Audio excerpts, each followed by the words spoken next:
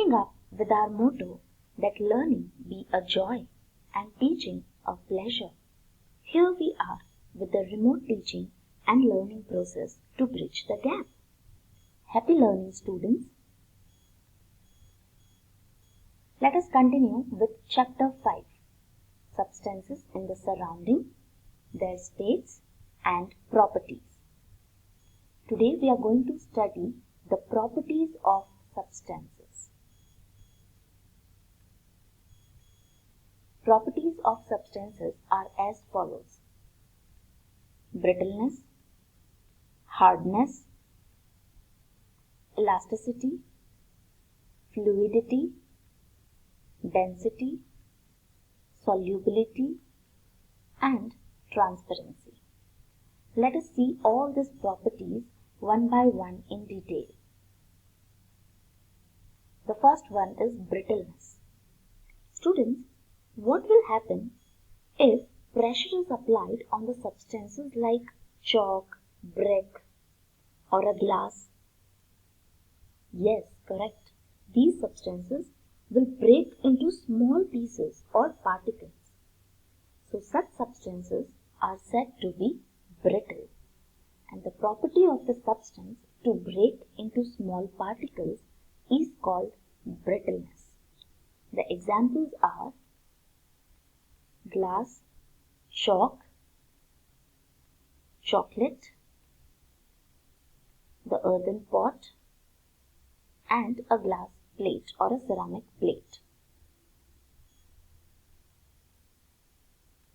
The next one is hardness. Hardness is usually defined in terms of ability of a material to resist to scratching, cutting, or penetration. Now, if I will try to pierce three different substances, that is the cardboard sheet, wet mud, and a piece of wood. If I try to pierce one iron nail into these three different types of substances with the help of one hammer, what will happen? The nail easily pierces the wet mud but not the piece of wood, right? And it can pierce the cardboard sheet with some effort. Why does this happen? The hardness of the substance is determined by how much resistance it offers to the substance being pushed through it. The more resistance it offers, the more is the hardness. Examples are a pan, table, and stone. All these are having the property of hardness. Next is elasticity. Returning back to the original size and shape upon the withdrawal of the pressure is called elasticity. If you stretch a rubber band and let it go, what do you see? The rubber band go back to the original shape. Same is the case with sponge. If you try to apply pressure on a piece of sponge and then release it, what will happen? On releasing the pressure, it will go back to its original shape, and when you are applying the pressure, it will squeeze. The size will reduce, right? So, the ability of an object or material to resume its normal shape after being stretched or compressed. This property is called elasticity. Here you can see in this picture, a spring is there. In static condition, the size of the spring is shown here in the first picture. In the next picture, you can see the spring is being compressed. So, the size of the spring is reducing. In the third picture, the spring is pulled from both the directions. So, the size of the spring increases. But on releasing this pressure of push or pull, again the spring will come in this static condition. This property is called elasticity.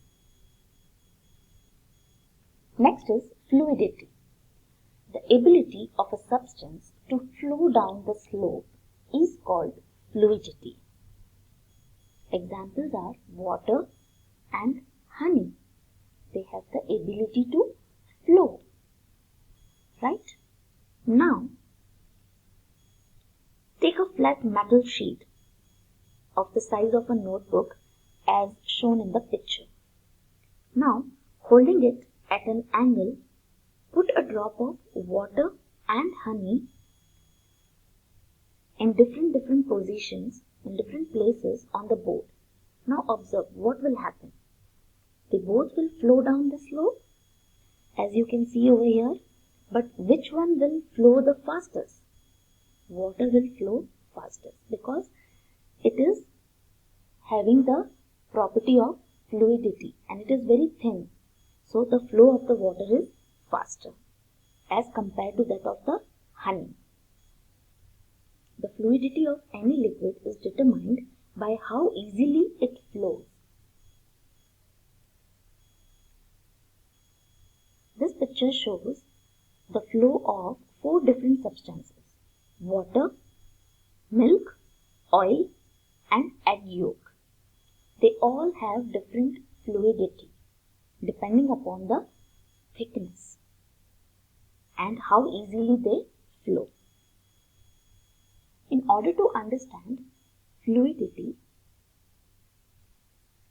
let us understand viscosity. Viscosity means the resistance of a fluid to flow or the state of being thick or sticky due to the internal friction.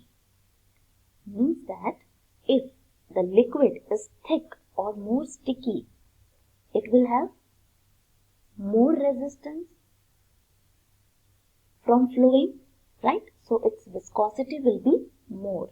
So those liquids which has more viscosity will not flow that easily as compared to the liquids which are having less viscosity.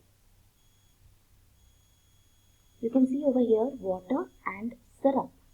Water is having low viscosity. That means it will offer less resistance to the flow.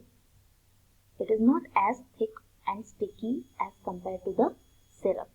More thickness and stickiness, it will offer more resistance and that will prevent the flow, right? Let us take one more example. Water and honey, right? So water is having low viscosity as compared to the honey and that's why water flows very easily as compared to honey. Okay, next property is density. In order to understand what density is, let us take one example.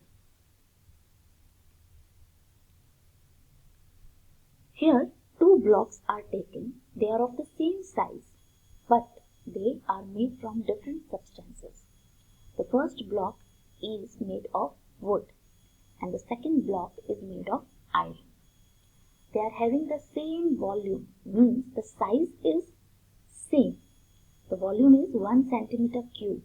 Here also the volume is 1 centimeter cube. Now, if both of them are weighed in a balance, then what will happen? They have different weight or different mass, I can say. The mass of the different substances having the same volume, it can be different. Right? This difference is because of the difference in their densities. Between the substances of the same volume, the ones with the greater density are heavier than those of lower density. Which has the greatest mass and therefore the most dense? The weight of which block will be more, wood or iron? Correct. It will be iron. So the block which is made up of iron is more heavier as compared to the wood. Their volume are same, only the mass is different. So more is the mass, more is the density. To understand it more clearly, let us see this example. See, density in simple words I can say it is mass of the substance upon volume of the substance. So, equation is density is equal to mass upon volume. Now, you can see over here, there are two blocks. Again, they are of same size. The volume is same. So, over here, the volume in the denominator is constant for both the blocks, right? So, now density is directly proportional to the mass, and mass is in the numerator. So, more is the mass, more is the density. Over here, out of the two blocks, the block having the more mass, that is more weight, will be more dense, right? So, this block is having low density and this block is having high density, means the mass of this block is higher. That's why it is in the downward direction. And the mass of this block is less. That's why it is in the upward direction, right? So, less is the mass, low is the density. More is the mass, high is the density. So, this demonstrates the density of two objects by comparing the mass of equal volumes. I hope it is clear to you now. Next is solubility. The property of a substance to get dissolved is called solubility. If you try to put some sugar in water and stir it well, what will happen? Sugar will dissolve in water, right?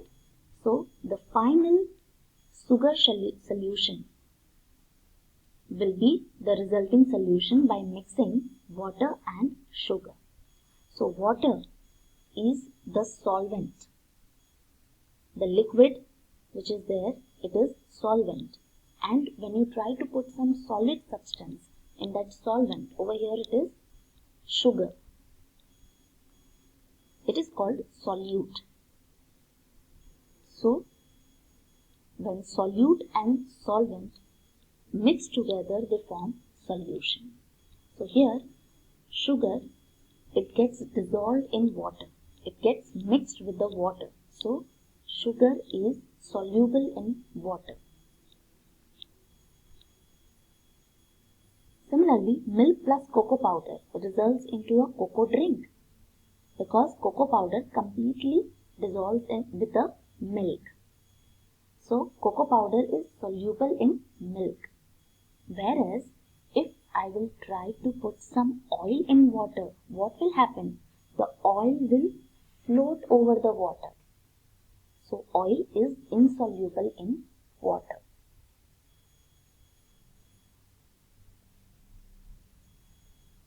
And finally, the last property is transparency.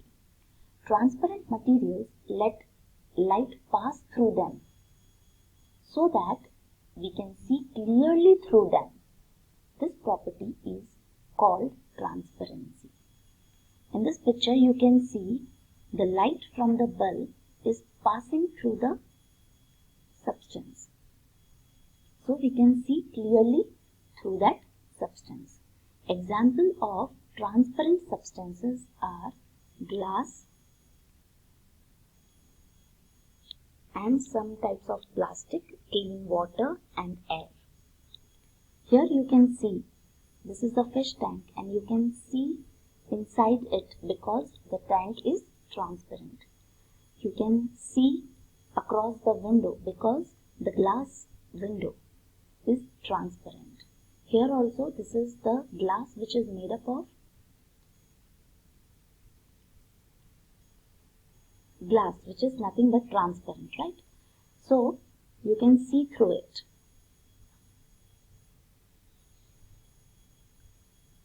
This is all for this session. Thank you so much.